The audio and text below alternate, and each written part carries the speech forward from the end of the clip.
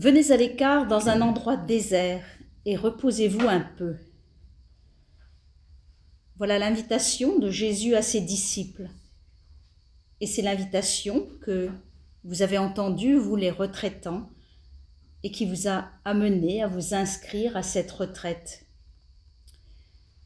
À travers la rumination des psaumes chaque jour, leur méditation, et pas moins de 4 heures devant le chevalet avec la peinture en face à face avec le texte, nous avons pu entrer dans une relation plus profonde avec le Dieu de la Bible, le Dieu de Jésus-Christ, avec Dieu qui se fait connaître et que je peux appeler par son nom de Père.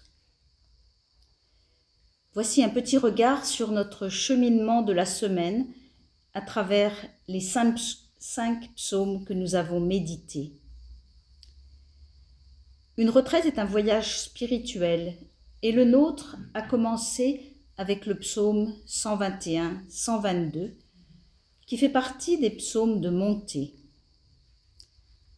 Ces chants accompagnaient les pèlerins qui montaient à Jérusalem pour les 3 grandes fêtes liturgiques.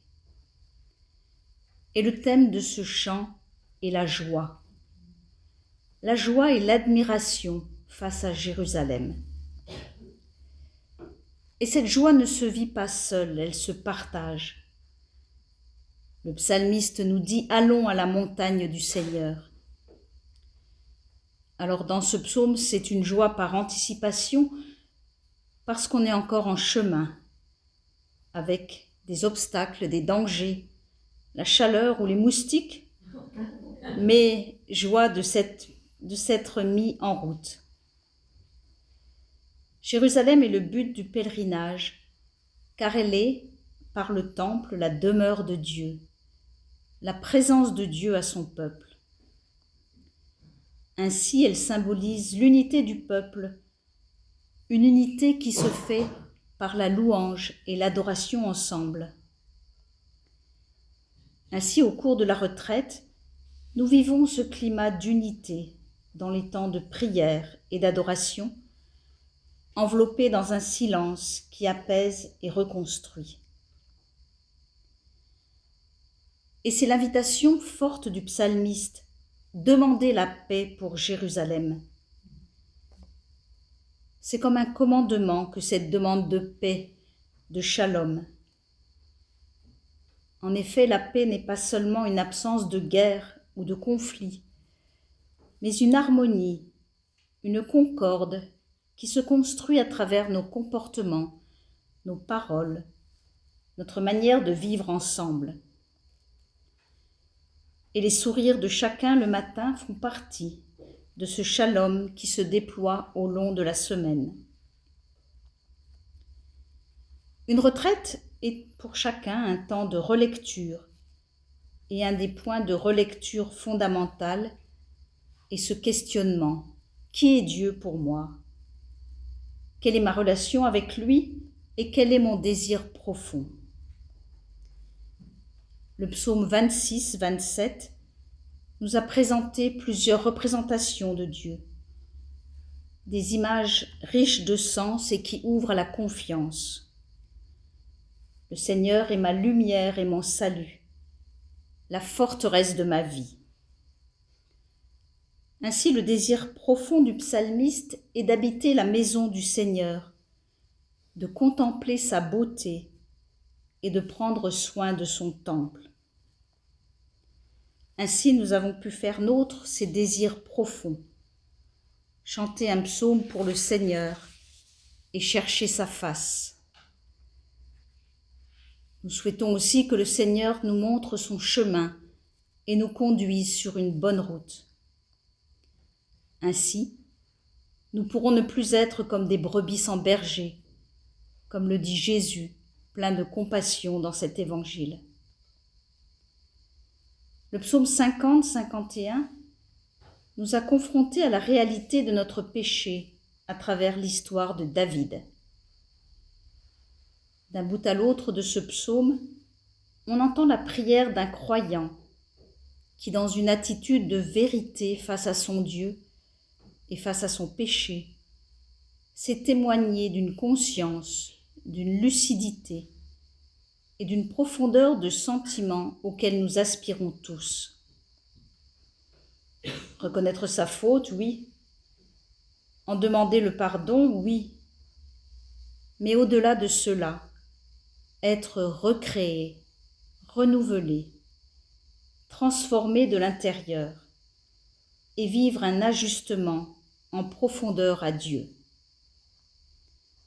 C'est ce salut qu'Ézéchiel faisait espérer.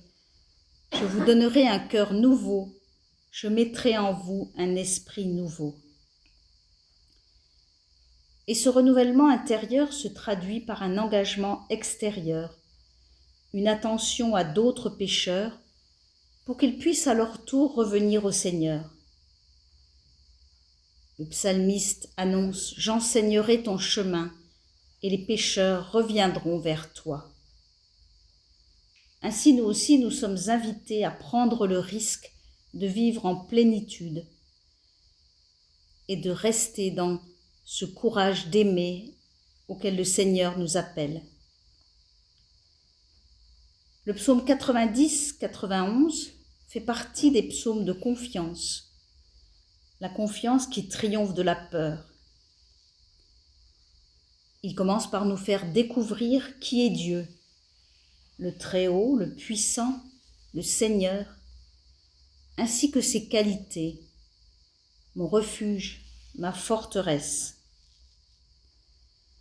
Ainsi, la première étape à l'heure de la peur et de l'épreuve est de renouer le fil de ma relation avec Dieu. Mon Dieu, mon refuge, ma forteresse. C'est en effet un appel à un Dieu qui se fait proche et qui intervient dans ma vie, qui se soucie de mes peurs et de mes besoins. Un Dieu qu'à la suite de Jésus, je peux appeler mon Père, Abba, Papa. Ainsi, cette confiance naît d'une relation d'amour et de la certitude de la fidélité du Seigneur, quelles que soient mes épreuves. Après tout ce parcours, alors, la louange peut se déployer et prendre toute sa place. C'est l'invitation du psaume 150, « Louer Dieu ». Invitation à d'autres personnes, à d'autres fidèles, à tous d'entrer dans la louange. Et les sujets ne manquent pas, les moyens non plus, puisque tous les instruments sont convoqués. Et un souhait aussi, que tout ce qui respire loue le Seigneur. Louer Dieu, cette invitation résonne 10 fois dans le psaume, comme ont résonné les 10 commandements au sommet du Sinaï. Ce nombre 10 symbolise la plénitude et la perfection. Il dit aussi notre responsabilité et notre honnêteté devant Dieu. Est-ce que je vais prendre en compte ses appels et ses préceptes? Jusqu'où vais-je m'engager avec lui? Ainsi, nous sommes tous appelés à entrer dans cette louange, dans cette joie. Nous sommes tous appelés à respirer Dieu.